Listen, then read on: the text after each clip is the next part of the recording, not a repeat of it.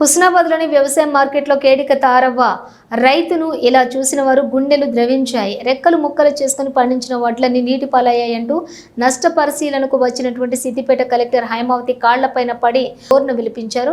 ధాన్యం కొట్టుకుపోయిందని కంటతడి పెట్టింది. తనను సర్కార్ ఆదుకోవాలంటూ ఆమె వేడుకుంది. మార్కెట్ యార్డుకు వచ్చినటువంటి మంత్రి పొన్నం ప్రభాకర్ తారవ్వను ఓదార్చారు. తక్షణ సహాయం కింద 10,000 రూపాయలను అందజేశారు. నిన్న మార్కెట్ యార్డులో తడిసిన 100 మెట్రిక్ టన్నుల పరిచిన ధాన్యాన్ని కొనుగోలు చేయాలని అధికారులకు ఆదేశాలు జారీ చేశారు. దీంతో మొత్తం రైతులకు బార్ధాని ఇచ్చి టోకెన్లు అందజేశారు. తడిసిన ధాన్యాన్ని మొత్తం కొనుగోలు చేశారు. తారవ్వకు ఈ రోజున ధాన్యం కొనుగోలుకు 106 క్వింటాళ్లకు 2,55,145 అకౌంట్లో జమైనట్లుగా తెలిపారు. మంత్రి పొన్నం ప్రభాకర్కు తారవ్వ కృతజ్ఞతలు తెలిపారు.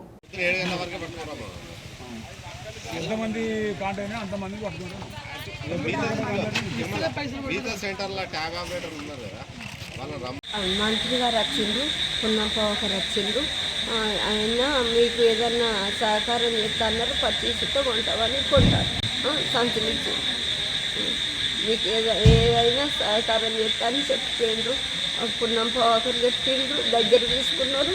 మళ్ళీ ఇంకో మంత్రి వచ్చి ఏడవ బిడ్డ అన్నది మీకు ఏమన్నా సహాయం చెప్పి బిడ్డ అన్నది.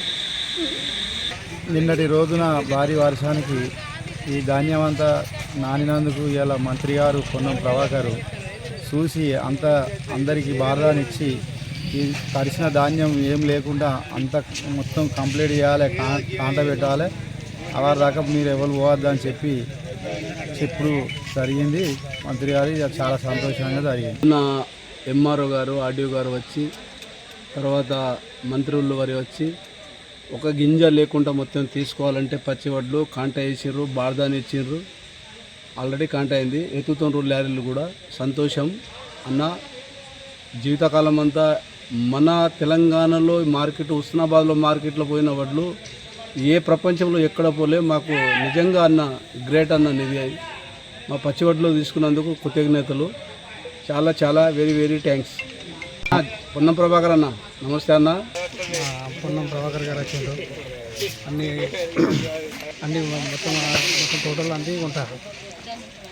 తడిసిన వడ్లు మొత్తం అన్నీ కంప్లీట్గా మొత్తం ఈ రోజు మొత్తం మార్కెట్లో ఎన్ని వడ్లు ఉన్నాయో అన్ని వడ్లకు బారదాలు ఇచ్చారు. అన్ని టోటల్గా మొత్తం పంటలు అవుతున్నాయి.